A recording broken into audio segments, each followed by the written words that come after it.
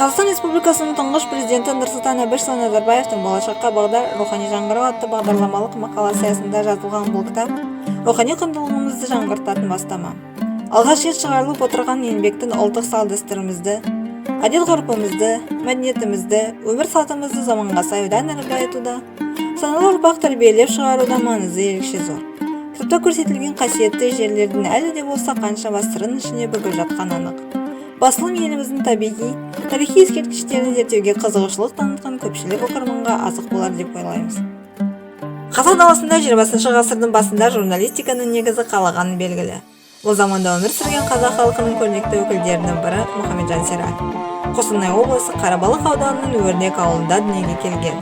Троицкідегі медреседе оқып, Қостанайдағы 2 кластық орыс татар мектебін бітірген. Табиғатынан дарынды, аналитикалық ойлау қабілеті, қоғамдағы барлық оқиғаларға өз көзқарасы бар тұлға болған. Мұхамеджан Сераль патша әкімшілігінің көптеген ұйымдарына барып, айқап журналын шығаруға рұқсат сұрайды. Ол алғашқы қазақ журналының редакторы әрі басқарушысы. Қазақстан журналистикада ірі жетістіктерімен өз қолтаңбасын қалдырған жан. Мұхамеджан Серальдің жерленген жері Қарабалық ауданы Өрнек ауылы маңы.